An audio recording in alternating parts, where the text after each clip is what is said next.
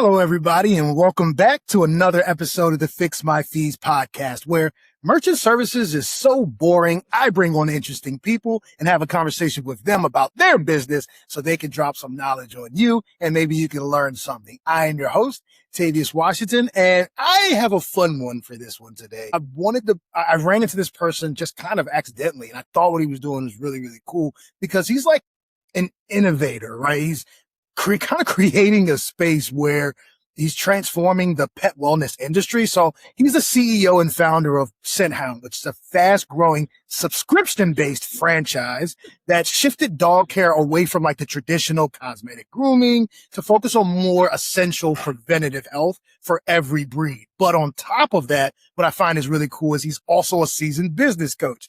He's been on the board member of Entrepreneurials and of I think it was called Titus Center for franchising, right? And so to be able to blend something like building franchises that have gone on to open 168 stores, along with the business acumen of over a decade in that experience, I think would make for a great conversation and understanding of how things are working. So please help me in welcoming Tim Vogel. How you doing today, Tim? Great. Thanks for having me, Tavius. I'm really looking forward to our conversation today. I know this is a little different. Compared to Facebook ad marketing, organic marketers. What you're doing in this kind of space is unique in, helping people have the subscription-based service for their pet grooming. But like, where did this idea even come from? So before we get that, tell people a little bit about exactly like what it is that you do and then how you even thought about this in the first place. Yeah. So Scenthound is the name of the business and it's an acronym. Scent stands for skin, coat, ears, nails, and teeth. The 5 core areas all dogs need care. Right. So you bring your dog in on a monthly basis. Some customers bring them in more frequently, and we do basic routine hygiene care for your dog. We bathe them, we clean their ears, we clip their nails, we brush their teeth, and we do preventive routine hygiene. But at the end of every single appointment, we give you essentially what's called a scent check, is a report card on your dog's overall health. So every single month or every single week, you're bringing your dog in. We're doing basic routine hygiene and preventive care. And we're identifying kind of the status of your dog's health so that you can be a great dog parent and actually know right where your dog is health-wise. And the reality is, through this service, we identify problems in advance all the time, which we can then proactively send you to your vet to intervene in a way that obviously helps your dog live longer, reduces your vet bills, and helps them live happier, healthier, longer lives. I like that. When it comes to like dogs' health, any of your pets' health. I'm a dog person, so you see I gravitated straight to that. But when it comes to your pet health, I think we overanalyze and overthink and kind of just go with the flow of things versus having a consistent like style with it. But from 160 plus stores, what was the idea behind the very first store? Like, what made you decide I want to do this? Yeah, it's super interesting. So I've had a very long entrepreneurial journey in the pet space. So once upon a time, I had this brilliant idea that I was going to get into the pet space. And this is early 2000s. So this is quite a while ago. And things that were popular at the time, Amazon was just coming online, at-home services were becoming big. And I saw this business model, which was called mobile grooming. And there were these trucks that would go to people's houses that had the full grooming salon right inside the truck. Right. And I thought, wow, this is the future. This is where things are going. So through this conversation of life by design with my wife, we moved to South Florida. I went to grooming school, got a truck, built a website, hired a groomer, and started this mobile pet grooming business. And super excited about this new adventure we were on. And it was about 6 months in, I was like, what the heck have I done? This business is hard to scale. It's hard to find groomers. The margins are low. And there was just a whole bunch of problems. But that set me on this journey of really understanding, how dogs' health is cared for, what the industry looks like, and what dog parents really needed. So The evolution over the years was we went from mobile grooming and we continued to build the mobile grooming business, but we then moved to a retail brick and mortar. We added that on. One of the biggest challenges we had was finding and keeping high quality groomers because they're really artists. And so one of the solutions we had was we went out to one of the largest grooming schools in the nation. We bought their curriculum. We opened a retail grooming shop, and then we started training our own groomers in there. So we started them as bathers and slowly worked them through the curriculum and made groomers. That made enough groomers for us to be able to supply our mobile fleet with groomers and continue opening retail locations. Even doing that, it wasn't terribly scalable. And what we found is we were making groomers for kind of all of our competitors. So for the vets that wanted a groomer and stuff. And so it wasn't really scalable.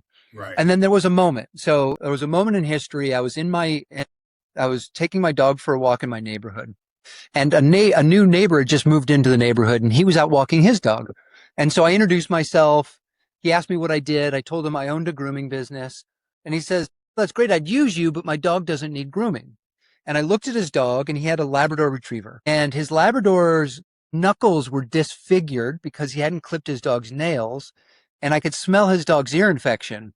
And I was like, this guy really, I mean, you could tell he loves his dog. He's got the means to care for his dog, but he had no idea that he had to do some basic stuff to keep his dog healthy. And that was an aha moment for me, because when I saw that and I was like, people with labs or boxers or French bulldogs, they don't typically go to a groomer, but those dogs need care. Yeah. So right after that conversation, I went home and I said, of the top 10 breeds owned in the US, how many of them need a haircut? It was only one of the 10 dogs, the top 10 breeds owned in the US, that need a haircut. It's the haircut dogs that go to the groomers. Yeah. But all the other dogs aren't going to the groomer, but they need care. And I was like, so I started looking into it, and there was no place anywhere that I could just get fast, easy, and affordable routine wellness care, hygiene for my dog. And so that was that's when the idea of Scenthound was born. So we opened a brand new location. We still had the mobile business. We still had the grooming business.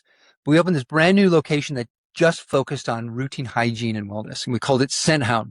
And we started it by saying, man, if I knew what it meant to be a great dog parent, I would do the right things. And so we created the Scent Check. We ultimately opened 5 of those, had a lot of success, ran hundreds of experiments, and realized we had a scalable model. And there was a whole bunch of features about it where we kind of got rid of some of the artistry. We still did haircuts, but we didn't do the artistry part of it. We focused much more on health and wellness, and we created a membership to give you the basics that all dogs need, not just haircut dogs. And that's when we had our next aha, which is we're actually really a data business, because we're collecting a lot of dog health data, and you can use that data to better serve the dog parent. And we're this new category. So there's this like education around creating this new category. And knowing those two things, we came to the conclusion that scaling was probably the right solution. And so we researched all kinds of different ways to scale the business. We ultimately landed on franchising. And so, very long story to your question about how do we get to 168. 5 years ago, we opened our very first franchise location. And since then, we've opened 168 locations, and we've got another almost 300 in development. So we're expanding. We're in 38 states now, and we're expanding rapidly because we found an area of the business where there was just a lot of need, and people want to be the best dog parents they can possibly be. They just don't know what they need to do and how to do it. And we solved that. We solved that for them in kind of in a fast, easy, and affordable way. Yeah, I like that. I like how it was more of, you had an idea, you moved it, and then as you're growing, it's kind of like every time something hits you as a roadblock, you just found another way to overcome it, right? It's like, boom, I made this mobile side and now I can't scale it, but here's another side that I could scale. But when it comes to like creating a new area that you're going into, there's a lot that goes into it. And it can be kind of scary, especially when it comes to like education and awareness, because it's like, well, what if people don't accept it? So how did you feel about that? What were some of like the highs and lows of being the person that's creating this new space? Yeah, there's a lot of lessons along the way. And, they say in the entrepreneurial journey, what you start with is rarely what you end up with. And that's because there's a whole lot of learning that happens along the way. And so the way we've mostly approached new markets is kind of the adoption of a new innovation curve. And so when you go into a new marketplace, there's just the first adopters. They're like, where have you been my whole life? They instantly get what you're doing. And so those are the people that we arm with all of the information. We give them an amazing experience. And then when you think about the earlier first adopters, that next tranche, the early adopters, they always buy from the first adopters. They never buy from you. Mm-hmm. And so if you've got those first adopters out there kind of singing your praises, out there preaching your stuff, then that's what creates the stickiness. So if you Yeah. get the first adopters, then they can spread the word, and you got to make it super easy for them to spread the word. So there's that. And then supporting that marketplace with just education. When you start to ask people, like, do you know if you're a good dog parent or not? A lot of people don't really have that answer. When you first get a puppy or you first adopt a dog, there's really two things you think about, which is, okay, I don't want them to go to the bathroom in my house. So, like, how do I potty train them, make them, kind of a good housemate? And then what do I feed them? But Yep. beyond that, we don't think much about that care. What is the basic care that they need? And I'll give you a really kind of powerful statistic that drives this care piece home. This is American Medical Veterinary Association statistic. It says up to 90% of dogs by the age of 2, so just by the age of 2, already have some form of periodontal disease. And if you Wow. cared for your dog's teeth on a regular basis, you could potentially extend their life 3 to 5 years. So 3 years for the big dogs, 5 years for the small dogs. So think about that for a second. If I've got a pug, a Yorkie, a French bulldog, if I just cared for his teeth, I could get 5 more years potentially of life with my best friend, with my family member. Yeah. That's powerful. And most people don't know that. So if you come into a place like Scenthound, we'll actually evaluate their teeth every single time. We'll do basic dental prevention care. We'll actually, identify if there's periodontal disease or issues, and we can help you set up an appointment with your vet to get that resolved. But we're a partner with you on how to be the best dog parent possible and help your dog live a happier, healthier life. I like that. Hey, it's so, you're right. It's so interesting because even like when I had my dog a while ago before, she passed, I did clip the nails, but I clipped the nails because she jumps on me all the time, right? Or Yeah. the carpet. It wasn't a thoughtful every I need to do this XYZ. And then I did buy like the bones that were made for chewing, but I actually didn't, outside of the bones and things for chewing, I never thought of anything about like the periodontal diseases or like teeth cleanings or anything like that. It's just the chew toys are supposed to do it. And that's what it is. But man, like to think that I could have gotten another 4 or 5 years with Diamond, you know what I mean? But there is that That's real. not really knowing. So has there been any pushback or any resistance when it comes to the educational part of it and trying to open people's eyes to what they don't know? Yeah, that's what's so powerful about conversations like this, because it gives me an opportunity yet for another audience, because we know there's a lot of people out there who really love their dogs are family members, and we can start to talk about kind of things you should be doing. You should actually be brushing your dog's teeth every day. Only 2% of the population does that. Now, there are other solutions. There are water additives, there's chews, there's all kinds of things you can do, and you should do regular cleanings with your vet. But not until you know that are you then going to engage in that kind of stuff. So, Exactly. and even speaking about the nails you talked about.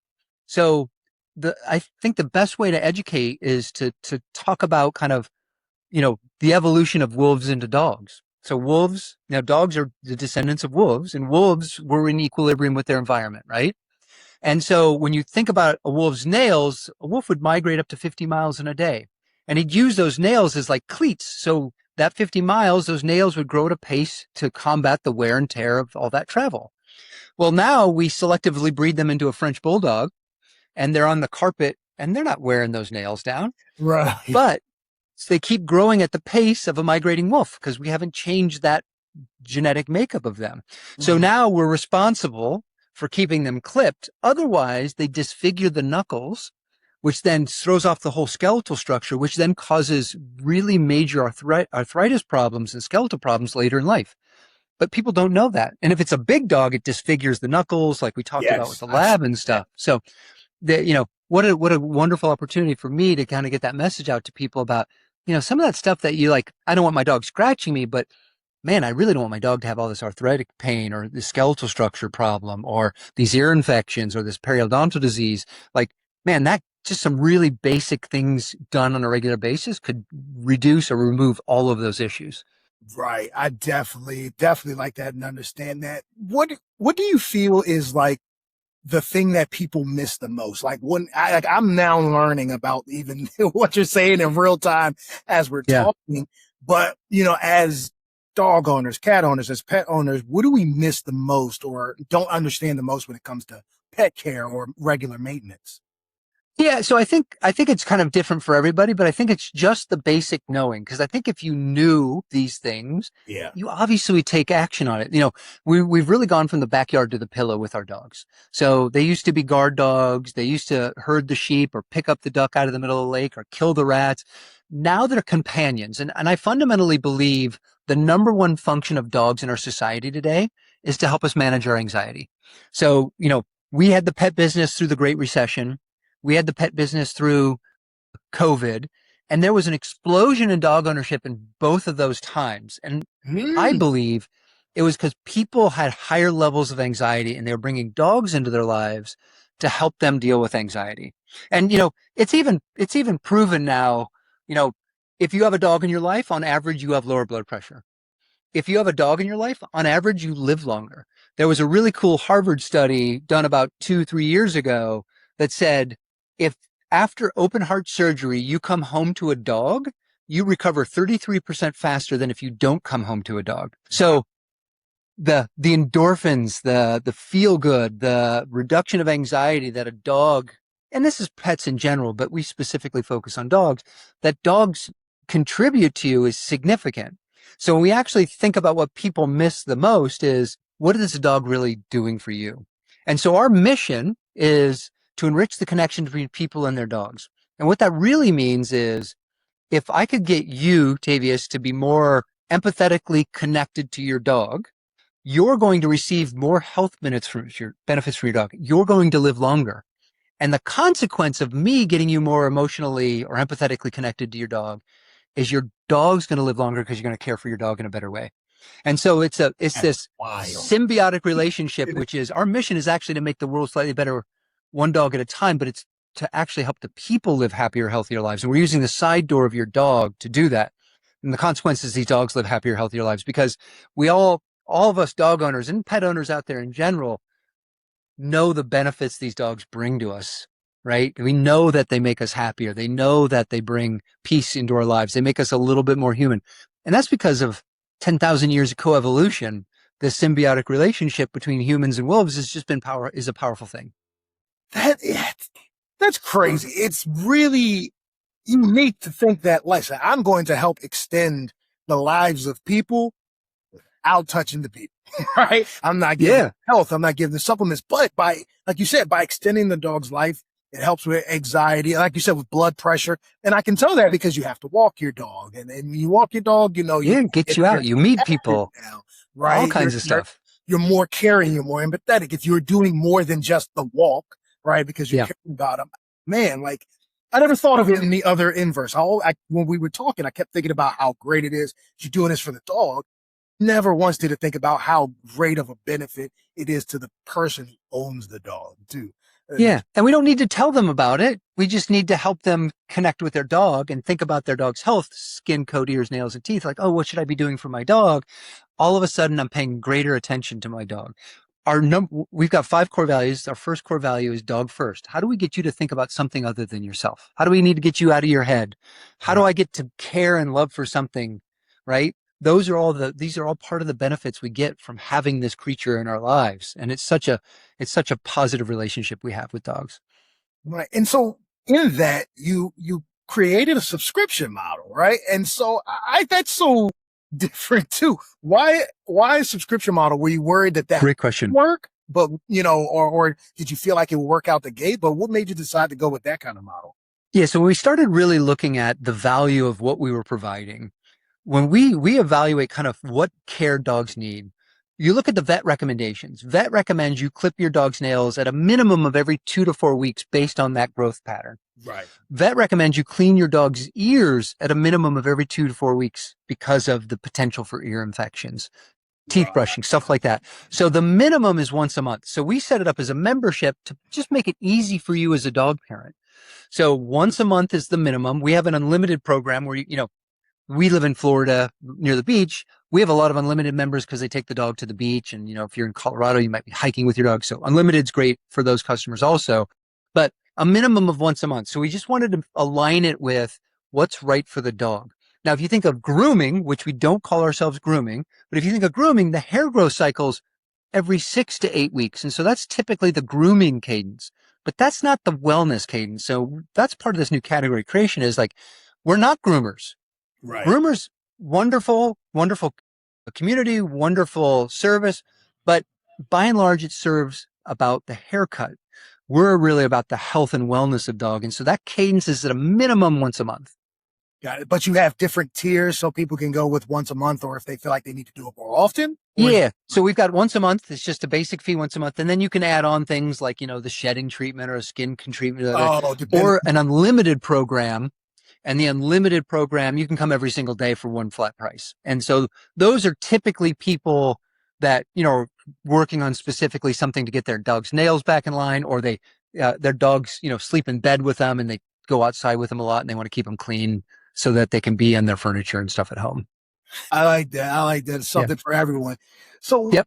you realized the gap. You start to fill the gap when it comes to knowledge, awareness. Then you provide the service with the subscription model so that people can instinctively think once a month at least, I need to be able to take my dog in.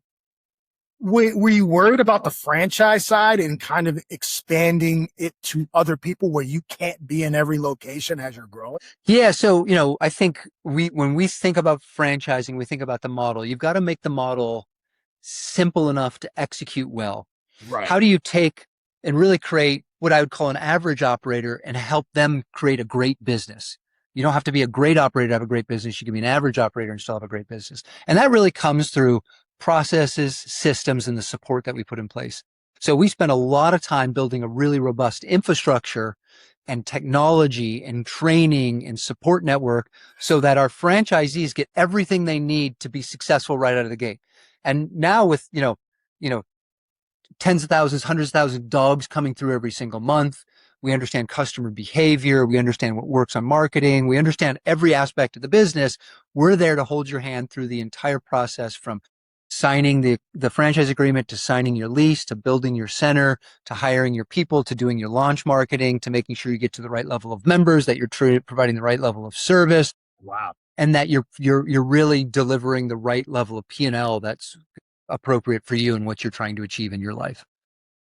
Oh man. So you're involved like heavily in each part of the process and getting them set up and getting them running until they're profitable?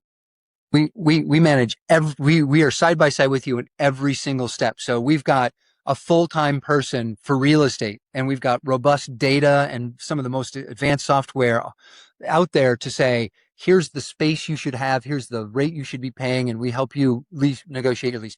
We've got a construction manager and vendors throughout the country that know how to bid, know how to build, know how to design, get the whole place built. We've got sales specialists that do the pre-sales. We've got CRM systems. We've got automated email journeys, text journeys, phone call, like all of that stuff is very thought out. Marketing partners.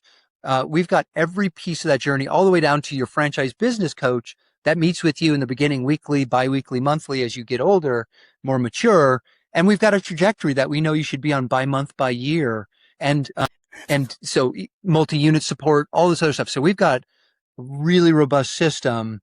Like, if the franchisee is successful, we're successful. If the franchisee isn't successful, we're not successful. So our entire life is about helping the franchisee be successful. And so I'd say it really simply: an amazing franchisee journey creates an amazing employee journey, creates an amazing dog parent and dog experience. And so that's the order that we work in. I like that, because not only are you a part of the journey, you've duplicated a system. I mean, you've created a system that's duplicatable, right? That's what made McDonald's so successful. It wasn't exactly right. A hamburger. It's that their systems was so easily repeated that every single person went through the same university, did the same thing. And if you go into a McDonald's here, in New York, Florida, Texas, Washington, you can expect the same. Now, mind you, people are different, but like, you can expect the same things and not just exactly right variety. Exactly right. And we create a community. So we get a conference together every year, but we've got monthly and weekly calls where that community comes together and they support each other. Right. So, hey, cool. What's working in Austin, Texas? I should do that out here in New Jersey. Or, hey, what's working in Southern California? How you guys doing? And then the learning accelerates, and it's super cool to watch this in one pack as one of our other core values, how we all support and help each other grow. Now, I want to speak to this from not only like myself, because I'm insanely interested, but I know that a lot of people that listen are people who are buying assets and going into locations and things like that to add to their portfolio as they retire or do different things like that. So the first question I have is like, how involved would I have to be if I bought one? Is there levels where I can be completely involved if I love dogs, or more hands off if I'm not? Like, how involved would I have to be? I think, having been on that entrepreneurial journey and coaching entrepreneurs, I think anytime you start a business, you have to be 100% involved in the beginning.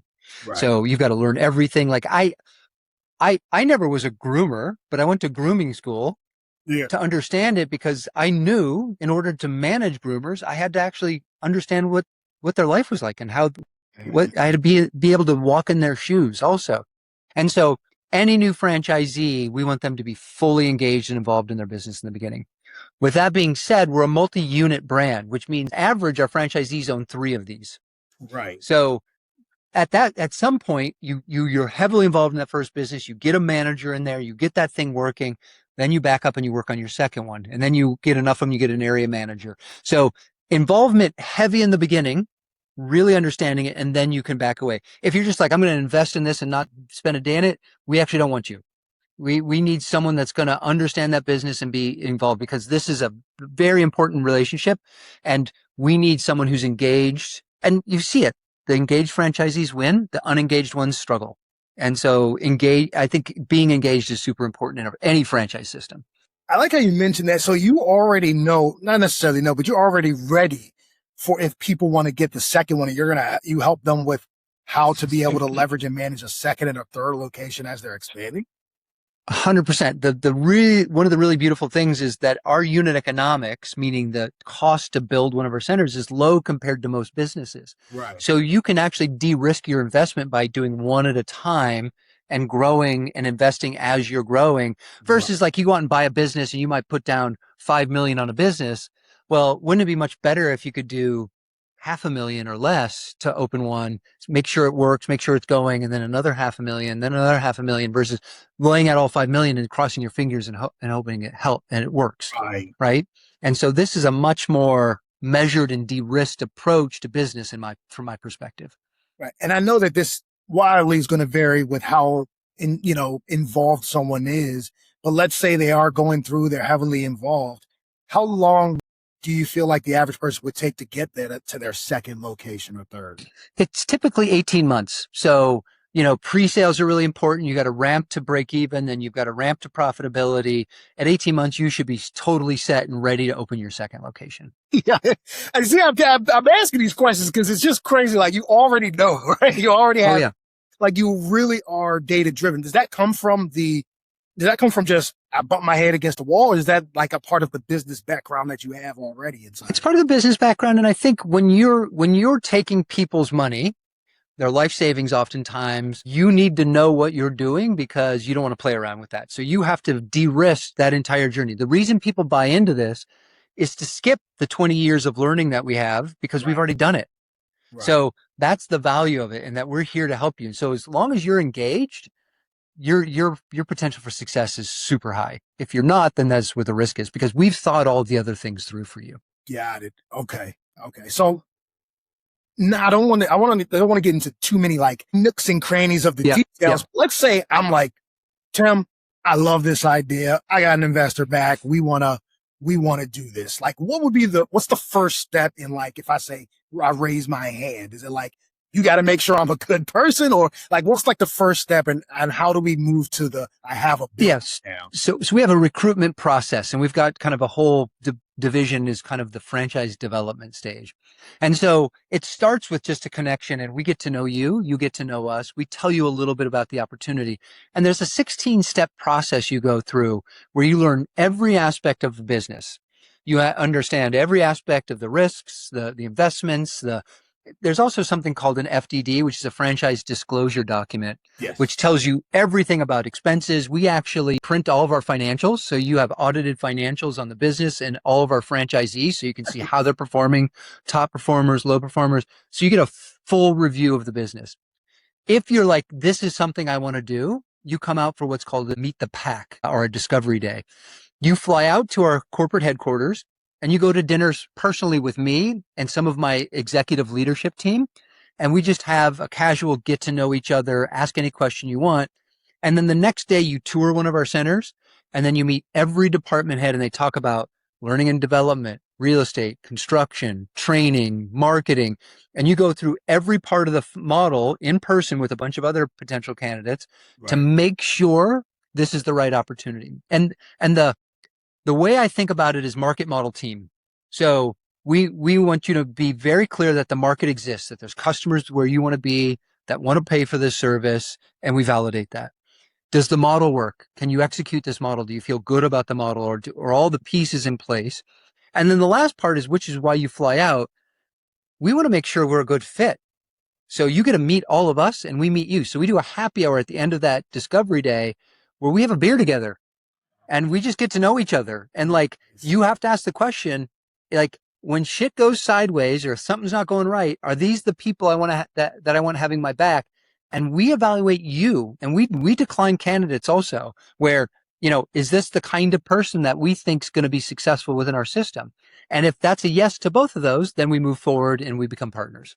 Oh man, that's cool. So I love that it's not only a dedication to the process and having a process, but it's a dedication to you understanding what it all entails. It's not like, hey, here's what the business is. Here's how much money you can make. Here's how much time. It's all right. First, here's how it's all laid out. Are you cool with it?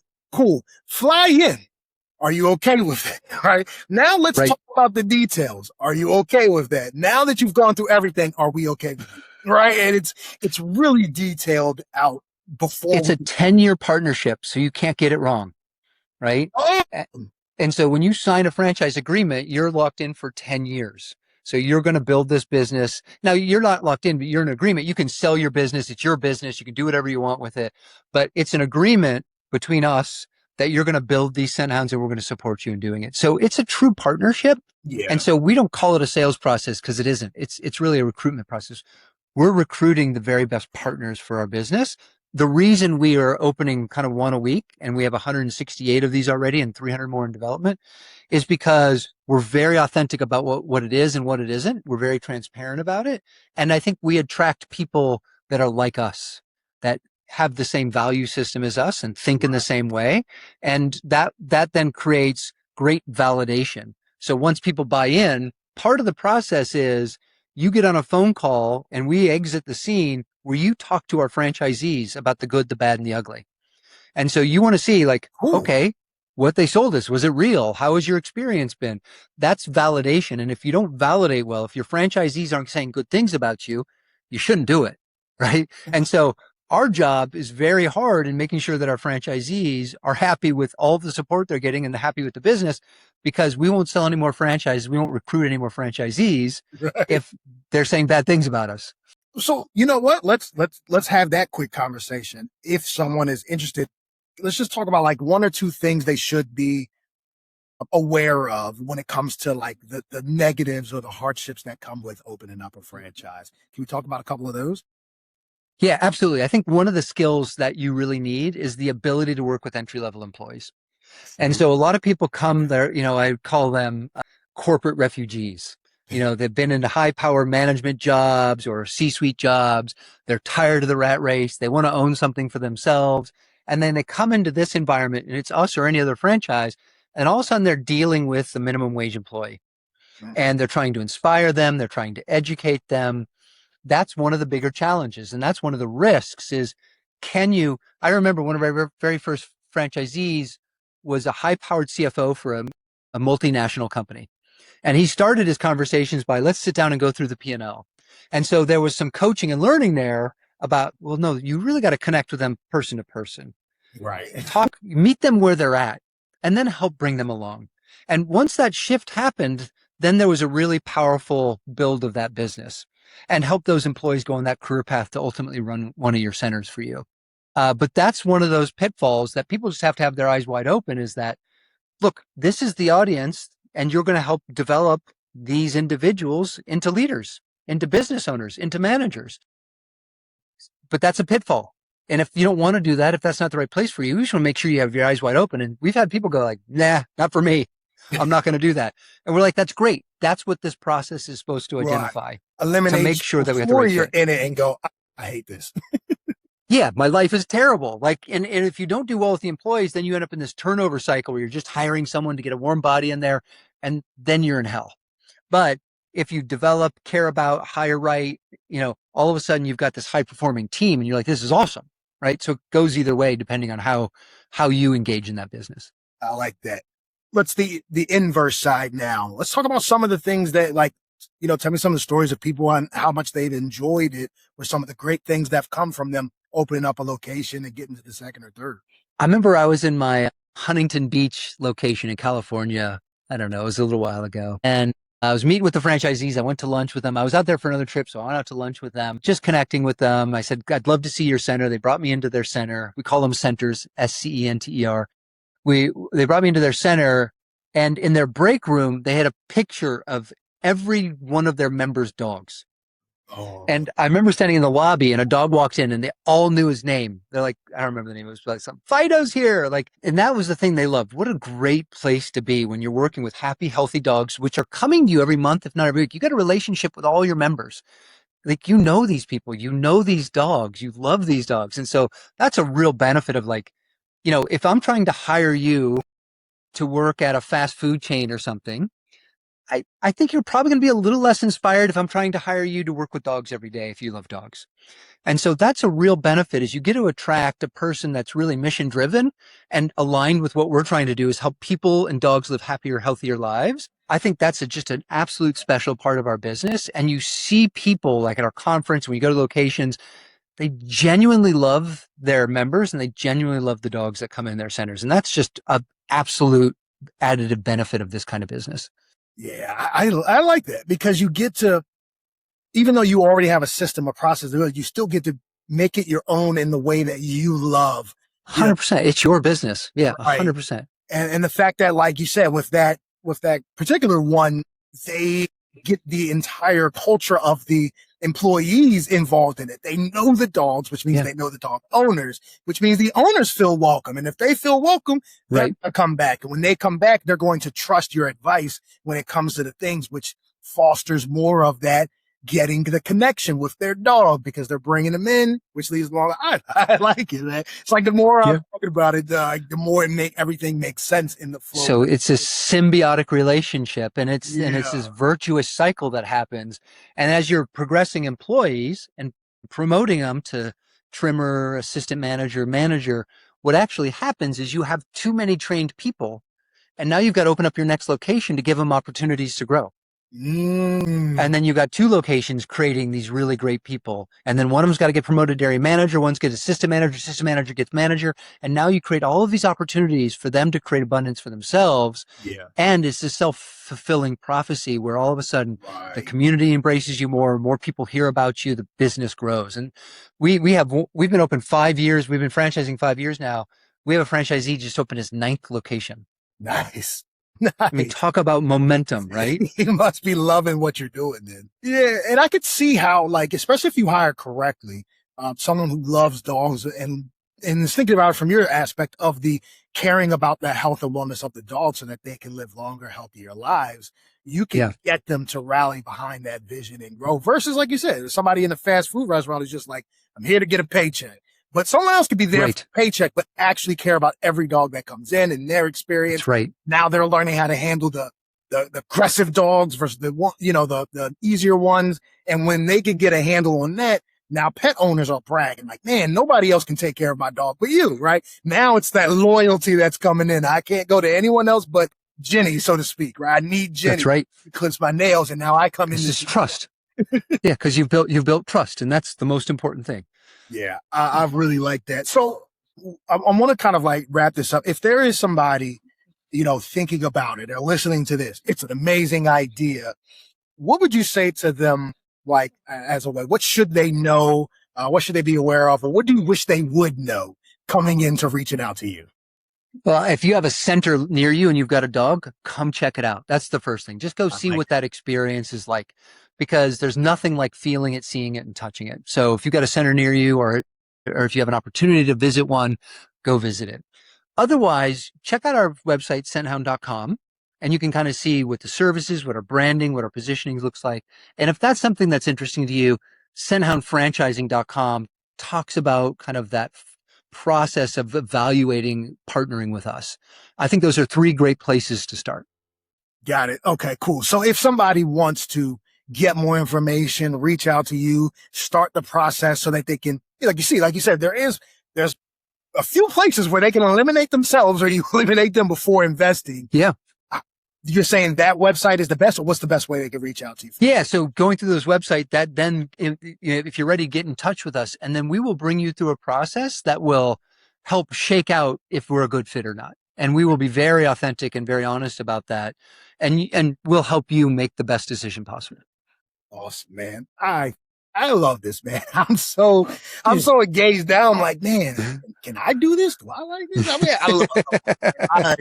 Tavis, you got enough stuff going on. Keep doing what you're doing, right? Baby. I know, right? I can't do it. But I love what it is you're doing, because like, even just in the beginning, when we're talking about the maintenance from the scent, the actual acronym of it, I didn't think of that. Right? I didn't think that was an acronym. I thought Scenthound was just like dogs are like bloodhound, right? Scent. Yeah. And that's what I thought it was. And so for the acronym, it's like, from that point, I'm like, man, my whole mentality of dogs has changed just literally learning that. Yeah. So I can imagine how much more when people get involved, how much you can learn. Yeah. Teaching the community, educating the community, and just like from one person, they'll teach other people just from talking. Oh, no. Do you know you're supposed to do this with your dog all the time? And it's like, where'd you learn that? Oh, I take my dog to this. Like, I love everything that you're doing, man. It's really great. I appreciate that. But yeah, so to kind of bring this full circle, man, I love to talk about like outside of this. I know you already got 168 locations, building up with 300 more. So that is a really big process. How are you managing the business and your home life, right? The life outside of business. How are you keeping that balance so good? Well, this is for a whole nother conversation, but I actually founded this business with my wife. So my wife and I actually work in this business. We're co-founders. She's really responsible for brand positioning, marketing, all that stuff. I'm really visionary. I'm really operations, that side of it. And that's been its own challenge on its own, is kind of understanding which lane we stay in, how we communicate, how we separate work from personal life. But we've been doing this for over a decade now, and we're very good at it. So that's one piece of it. The other part of it is, I think any business needs an operating system. And so we run an operating system called Scaling Up. It was created by a guy named Vern Harnish, who also is the founder of EO, which is a big global network of entrepreneurs. It's called Entrepreneur Organization. And so we run the Scaling Up method, which is just a way of operating on a daily, weekly, monthly, quarterly, and annual cadence that creates, KPI. You basically, where are you going to be, and you reverse engineer your success, and you have quarterly rocks, annual goals, all that other kind of stuff. So an operating system is actually a really important thing to have, and it creates alignment and clarity among the team about kind of what's our priorities and what are the things that we're focused on. Nice. And then how do you digress? What are some of the things you do that's not business related? Outside of business, what are you doing with you and your family to kind of like... Well, so I'm testing it out right now. You see a weird background. I'm sitting in the kitchen of an Airbnb. So we're spending a couple of weeks in Maine and working remotely just to kind of switch up the environment a little bit, which is really great for us. And then I've got 2 boys, so we love to golf. We live in South Florida, so there's a lot of golf opportunities there. And so just getting outside, getting out of our environment, changing things up is a really important part of our overall process for kind of balance and mental health. I like that, man. I like that. Well, Tim, man, thank you so much. Not only was this informative to understand like what you're doing, the business acumen, the highs and lows, but even just the opening up right at the beginning with the awareness of what we should be thinking about when it comes to our dogs, and the care and consideration when it comes to do it, because we do treat them like babies for a little bit, and then we treat them like adults for a while, right? It's like we love them, we care for them, but we may just, kind of go with the flow rather than learning the things. So I do appreciate opening up that world, and everyone listening can now be cognizant of it, right? Just be more aware of what I'm doing with my dog. How can I increase the life and longevity of it outside of just making sure that they're, fed and walked, right? What more can I do to extend that life? So I think I'm so appreciative of the opportunity to talk about this. Just the more we can get that message out about kind of what our responsibility in this process and how it enriches our lives to do it, I think is a really great opportunity. Awesome. And one more time, what was the website? I think you said it was Scenthound Franchising. Is it one word or .franchising? One word, scenthoundfranchising.com, or just go to scenthound.com and then there's a franchising button on there if you're interested. Yeah. Okay. Awesome. Thank you one more time, Tim. I really, really appreciate it. And I would say I do have a lot of people that are business owners.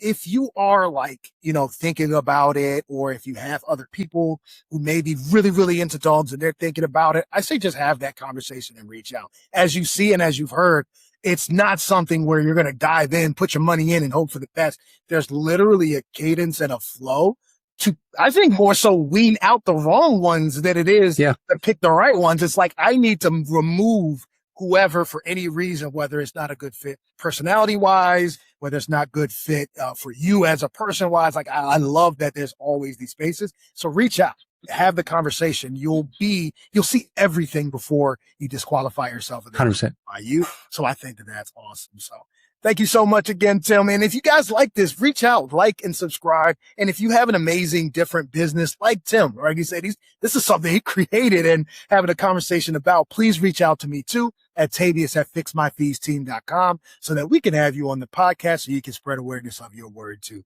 Thank you all again for listening to another episode, and good night.